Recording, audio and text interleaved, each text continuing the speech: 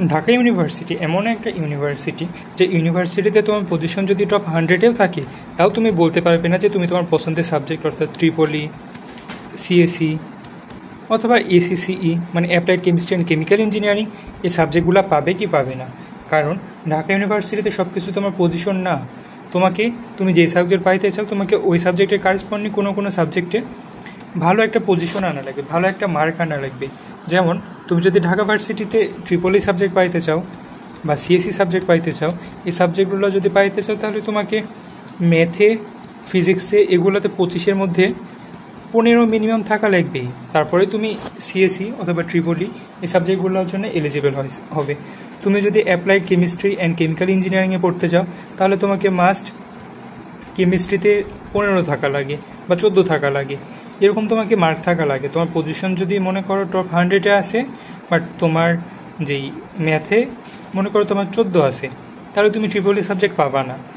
তোমরা জানো যে 24 সালে কিন্তু ঢাকা ভার্সিটি প্রায় 500টার বেশি সিট ফাঁকা রেখে কিন্তু ভর্তি শেষ করছিল। কারণ 24 সালে তোমার ফিজিক্সের কোয়েশ্চেন অনেক বেশি ডিফিকাল্ট হয়েছিল। আর ডিফিকাল্ট হওয়ার জন্য ব্যাপারটা হয়েছিল কি, ডিফিকাল্ট হওয়ার জন্যে তোমার এই ফিজিক্স ট্রিপলি যে সাবজেক্টটা আছে এই ট্রিপলি সাবজেক্টটা প্রায় 5000 পর্যন্ত পজিশনে গেছিলো। প্রায় 5000 পজিশনের কাছাকাছি পজিশন থাকা সত্ত্বেও কিন্তু অনেকে ট্রিপলি পাইছিল। কারণ এর আগে প্রায় ফিজিক্স প্রশ্ন অনেক কঠিন হয়েছিল, তাই ফিজিক্সে যাদের মার্ক 15 ছিল শুধুমাত্র তারাই ট্রিপলি পাইছে। ঠিক আছে, আচ্ছা, তো চলো এবার জেনে নিই ঢাকার ভার্সিটির মার্ক ডিস্ট্রিবিউশন, এগুলো নিয়ে একটু ধারণা নিই। তো ঢাকা ভার্সিটিতে পরীক্ষা হয় টোটাল, আমাদের এক্সাম অ্যাটেন্ড করা লাগে হচ্ছে 100 মার্কের। 100 মার্কস এক্সাম অ্যাটেন্ড করা লাগে। এখানে 60 মার্ক থাকে কি, 60 মার্ক থাকে হচ্ছে এমসিকিউ তোমাকে ফিজিক্স, কেমিস্ট্রি, ম্যাথ আর বায়োলজি এই 4টা সাবজেক্ট অথবা ইংলিশ আর বাংলা এতগুলো সাবজেক্ট থাকে। এখানে ফিজিক্স আর কেমিস্ট্রি এই 2টা সাবজেক্ট হচ্ছে ম্যান্ডেটরি, এই 2টা তোমাকে দাগানো লাগবেই। আর বাকি যে 4টা সাবজেক্ট আছে এই 4টার মধ্যে তোমাকে যে কোনো 2টা চুজ করা লাগবে। তুমি ম্যাথ, বায়োলজি, ইংলিশ, বাংলা এই 4টার মধ্যে যে কোনো 2টা চুজ করবে। প্রত্যেকটা থেকে এমসিকিউ থাকবে হচ্ছে 15 মার্ক করে, আর 4টাতে টোটাল এমসিকিউ থাকবে হচ্ছে 60টা এমসিকিউ থাকবে। ঠিক আছে, আর এবার যদি আসি রিটেনের কথা, তো প্রত্যেকটা তুমি যে 4টা সাবজেক্ট চুজ করবে ওই 4টা সাবজেক্টের তোমাকে রিটেন পরীক্ষা দেওয়া লাগবে। প্রত্যেকটা সাবজেক্টের রিটেন থাকে হচ্ছে 10 মার্কের।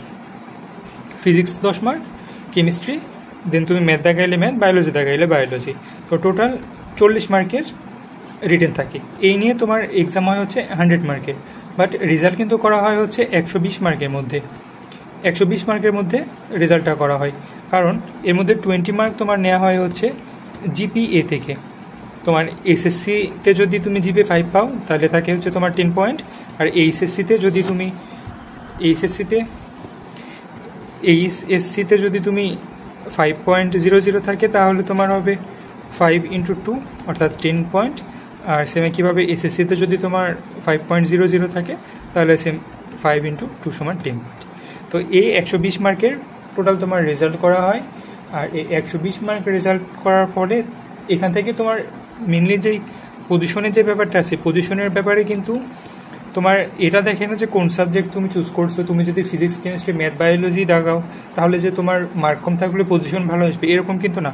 পজিশন টোটালি ডিপেন্ড করে হচ্ছে মার্কের ওপরে, তুমি ভর্তি পরীক্ষাতে কত মার্ক পাচ্ছ। প্রথমে আসি ফিজিক্সে।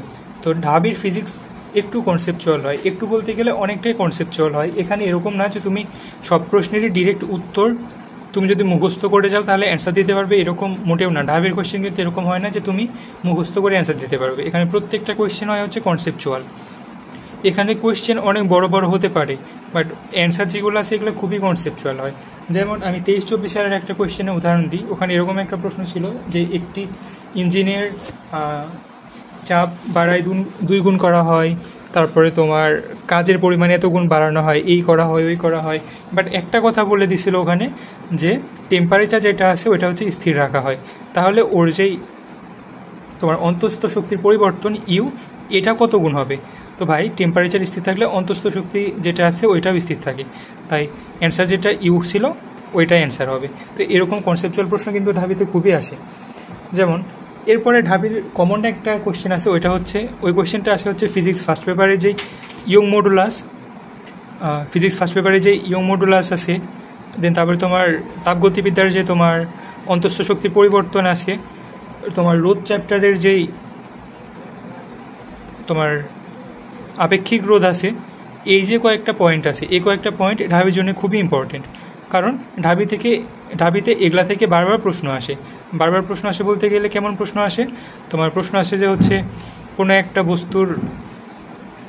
বস্তুর বা কোনো একটা তারের দৈর্ঘ্য দ্বিগুণ করা হলো, প্রস্থচ্ছেদের ক্ষেত্রফল 3 গুণ করা হলো, তাহলে ইয়ং মডুলাসের মান কত পরিবর্তন হবে? সেম একই টাইপের বলা হলো। একটু আগে তো অন্তঃস্থ শক্তি পরিবর্তনের কথা বললাম। এবার আসে যে এটার ক্ষেত্রে যে কোনো একটা তারের রোধের মান করা হইলো 3 গুণ, তারপরে তোমার দৈর্ঘ্য বৃদ্ধি করা হইলো তোমার 2 গুণ, তাহলে আপেক্ষিক রোধের মান পরিবর্তন হবে। তো মাথাতে রাখো, এ প্রত্যেকটা ডিপেন্ড করে হচ্ছে টেম্পারেচারের ওপরে। তাই তুমি দৈর্ঘ্য কত বাড়াচ্ছ, রোধের মান কত বাড়াচ্ছ, বা তুমি লেন্থ কত বাড়াচ্ছ, এগুলো কোনো কিছু ডিপেন্ড করে না। এগুলো কোনো কিছু এর উপরে ডিপেন্ড করে না। তো এগুলা থেকে ঢাবিতে কিন্তু প্রত্যেকবার প্রশ্ন আসে। এগুলা জাস্ট তোমার কনসেপ্ট চেক করার জন্য প্রশ্ন হয়।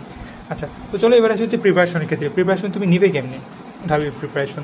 তো আমার পার্সোনাল সাজেশন থাকবে যে ঢাবির জন্যে উদ্ভাসের যেই ভার্সিটি এ কোয়েশ্চেন ব্যাংক আছে, ভার্সিটি এ যে কোয়েশ্চেন ব্যাংক আছে, এই এ কোয়েশ্চেন ব্যাংকটা তুমি যদি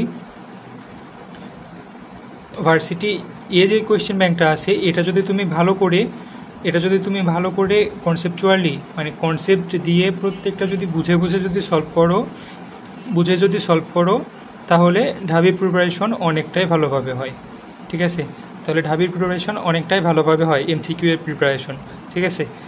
আর দেন আমি একটা সাজেস্ট করব, সেকেন্ড একটা সাজেশন থাকবে, ওটা হচ্ছে তপন স্যারের বইয়ের যে এমসিকিউ, যে তুমি এমসিকিউ আছে আর হচ্ছে উদাহরণ আছে, তপন স্যার আর সাথে তুমি ইসাক স্যার, এই দুই স্যারের বইয়ে যে তোমার এরকম না যে তোমাকে বড় বড় যে উদাহরণগুলো আছে ওগুলো করা লাগবে, জাস্ট ছোট ছোট যেগুলো উদাহরণ আছে, খুব জটিল না। তুমি একটা ম্যাথ একবারের বেশি 2বার দেখবে, 2বার দেখেও যদি না পারো তাহলে স্কিপ করো। ঠিক আছে?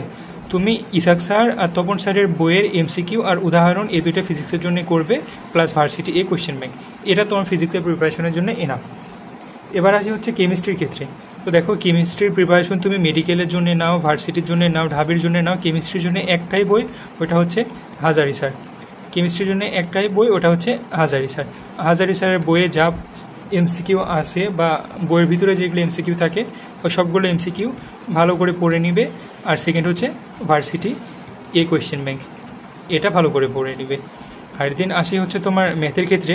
তো দেখো, আমি বলি ভার্সিটি প্রিপারেশনের জন্য সবচাইতে সহজ যদি কোনো সাবজেক্ট হয়ে থাকে তাহলে ওটা হচ্ছে ম্যাথ। কারণটা কি? কারণ হচ্ছে তুমি ফিজিক্সে অপশন টেস্ট করার কোনো চান্স পাবে না, কেমিস্ট্রিতে ফিজিক্সে চান্স পাবে একক অপশন টেস্ট করার জন্য, কেমিস্ট্রিতে অপশন টেস্ট করার কোনো সুযোগ নাই। বাট ভার্সিটিতে ম্যাথে কিন্তু প্রচুর পরিমাণে সুযোগ আসে অপশন টেস্ট করার। এর জন্যে ভার্সিটির প্রিপারেশনে আমি এটা প্রেফার করবো যে তোমরা ম্যাথে যারা মোটামুটি আগে পড়ছো তারা অবশ্যই কি ম্যাথে দাগাবে। আর ম্যাথের প্রিপারেশন কীভাবে নেবে? ম্যাথের প্রিপারেশন জাস্ট কোয়েশ্চেন ব্যাংক যেটা আছে ওইটা ভালো করে পড়লেই হবে, বই পড়ার দরকার নাই। কোয়েশ্চেন ব্যাংক যেগুলো আছে ওগুলোই পড়তে পারো। আর ম্যাক্সিমাম করতে পারো কি, বইয়ের উদাহরণগুলো